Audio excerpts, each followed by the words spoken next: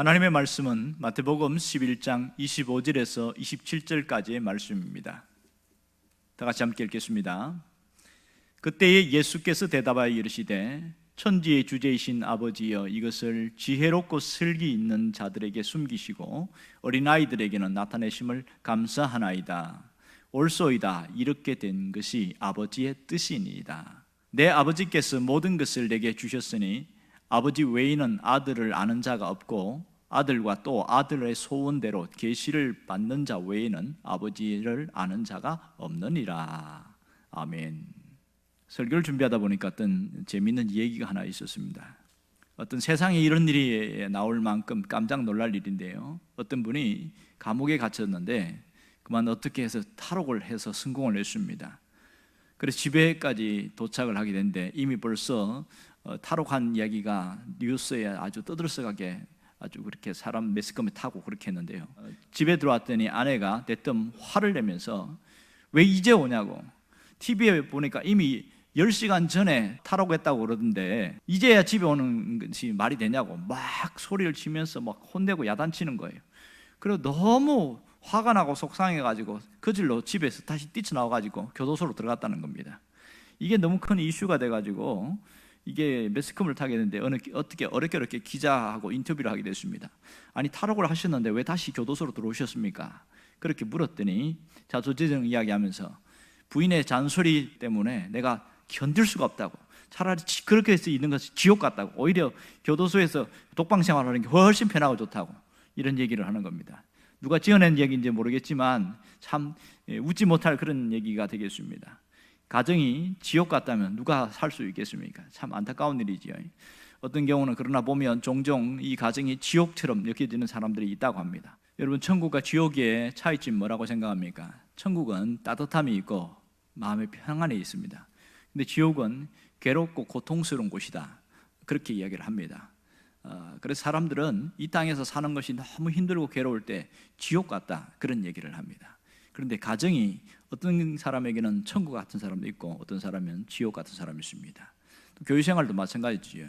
어떤 경우는 천국 같은 사람도 있고 지옥 같은 사람도 있습니다. 왜 이런 차이가 날까요?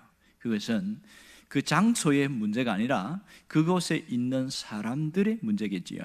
그러니까 여기서 내가 있는 머문 이 장소를 어떻게 만드냐 하는 것은 그 사람과 사람 사이에서 있어지는 그 모든 마음의 문제일 것이고 또 갈등의 문제일 것이고, 이것이 없어지고 회복이 되고 화목이 되어지고 그러면 천국 같을 것이고, 계속 시기와 질투와 반목과 짜증과 고함 소리가 난다면 아마 지옥 같지 않을까, 이런 생각을 하게 됩니다. 오늘 감사절입니다. 추수감사절은 하나님께서 우리에게 특별히 감사를 많이 생각하고 또 감사를 많이 하라고 준 절기입니다. 그러기에 이 추수감사절만큼은 한 주간 내내 감사를 많이 생각하고 늘 감사를 많이 또 고백할 수 있기를 바랍니다. 오늘 본문을 읽다 보면 참 우리가 예수님에 대해서 새로운 접근을 할 수 있습니다. 예수님이 3년 이상의 사역을 하는 동안에 여러분, 예수님이 하는 곳에는 많은 사람들이 따랐고 또 예수님의 말씀을 듣고 은혜 받는 사람도 있었고 기적을 보고 감동받는 사람도 있었습니다. 그러면 예수님이 엄청난 권능과 주옥 같은 말씀을 전했을 때에 모두가 회개하고 돌아왔을까요? 아니면 돌아오지 않은 사람도 있을까요? 두 번째가 맞겠지요. 특별히 오늘 20절부터 24절까지의 내용에 보면 예수님이 정말 유명한 지역에서 말씀을 전하고 권능을 행하신 일이 있습니다. 그곳이 고라고 벳세다, 그 다음에 가브나움, 아주 큰 대도시고 많은 사람들이 모인 곳이지요.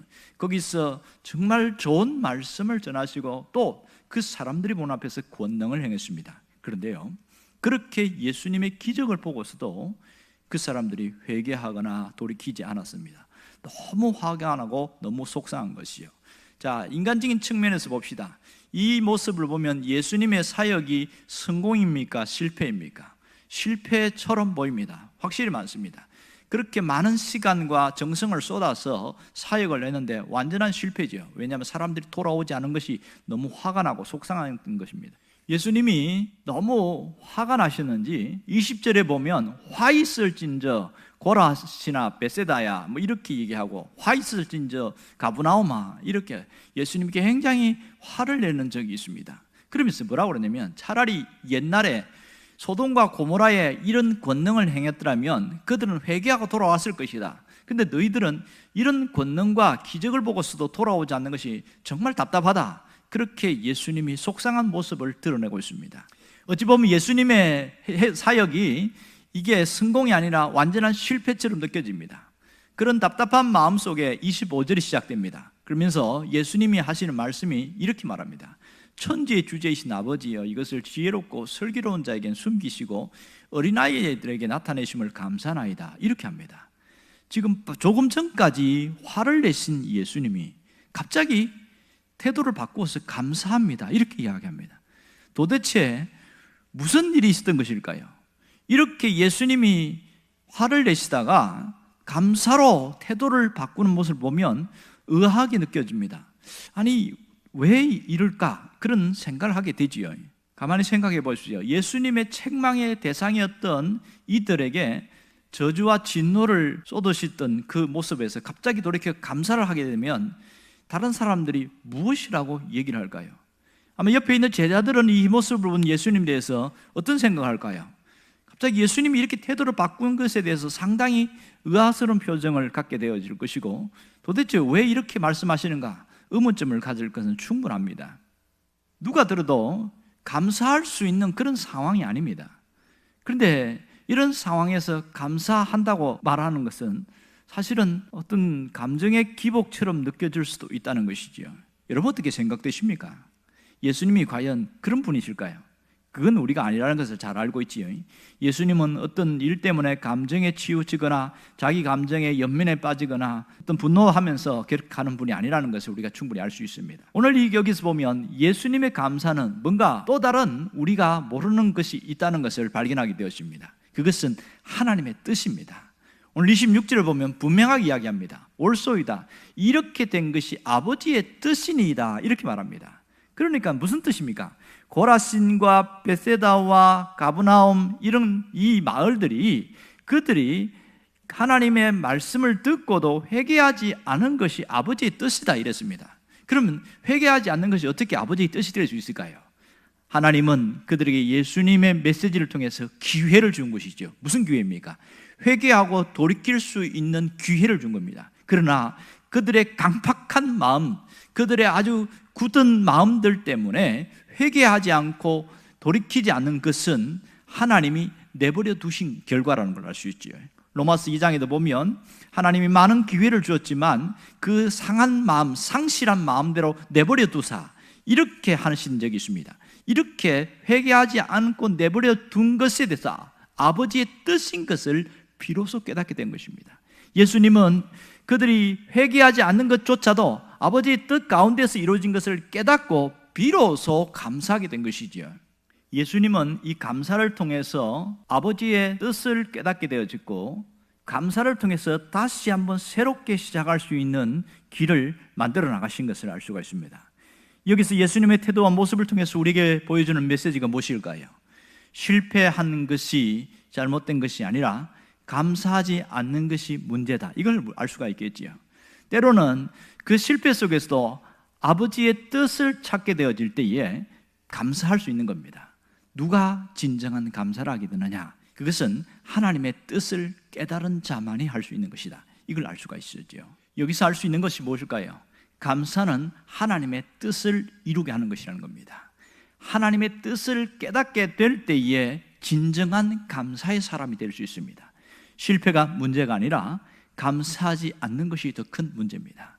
실패 속에서도 하나님의 뜻을 깨닫게 되었을 때는 진정한 감사를 하게 되어지고 다시 나를 일으켜서 새로운 길을 걸어갈 수 있다는 것을 분명하게 보여주고 있습니다. 여러분 어떻게 생각하십니까? 우리 자신을 돌아보면서 나는 감사할 것이 없고 내 삶 속에서 오히려 더 힘들고 어려운 일들만 많다, 이렇게 생각하는 분들이 있을 겁니다. 왜 감사할 것이 없다고 생각할까요? 자신이 실패했다고 느끼기 때문에 그렇습니다. 자기가 힘쓰고 애쓰고 노력했는데 일이 되는 일이 없기 때문에 나는 감사할 수 없다, 이런 생각을 많이 합니다. 그러니까 자신의 뜻대로 되지 않기 때문에 감사할 수 없다는 것이지요. 오히려 감사는커녕 나는 정말 짜증나고 내가 정말 네 삶에 내게 살아야 되나 고민하고 이렇게 오히려 더 힘겨운 삶이 반복되는 그런 사람들이 많습니다. 지금 형편과 내 사정을 보면 감사가 아니라 오히려 화를 내야 되는 그런 실정이 있다, 이렇게 생각하고 있습니다. 여러분, 예수님은 어떻게 하셨을까요?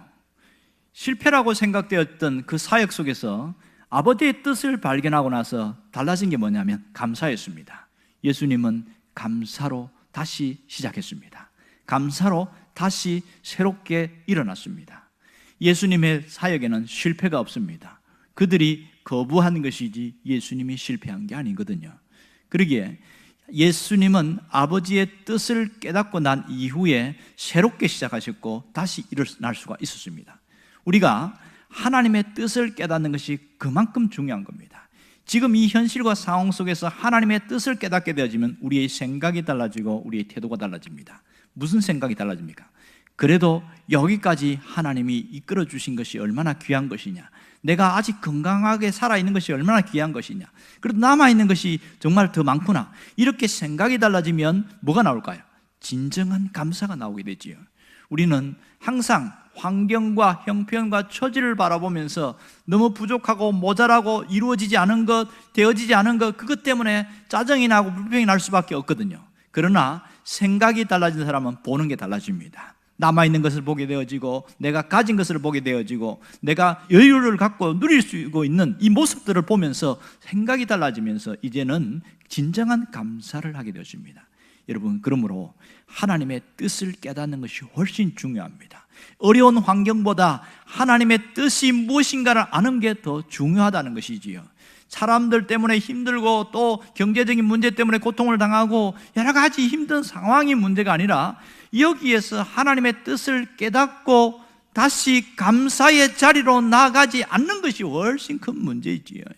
여러분이 하나님의 뜻을 깨달을 수 있기를 원합니다. 그리고 감사의 자리로 나아갈 수 있기를 원합니다. 여러분, 감사로 이제는 나를 일으킬 수 있기를 원합니다. 왜 추수감사절을 귀하게 생각하고 중요하게 여기는 줄 아십니까? 이것은 올해의 한 해의 결산에 대한 부분의 감사도 있고, 이 감사는 내년 한 해를 다시 출발하면서 하나님의 역사가 새롭게 시작되어지고 또 내 삶을 새롭게 펼쳐나갈 수 있는 다시 시작하는 기회라는 그 부분에서 훨씬 중요한 겁니다. 그러므로 다시 시작하라는 거죠.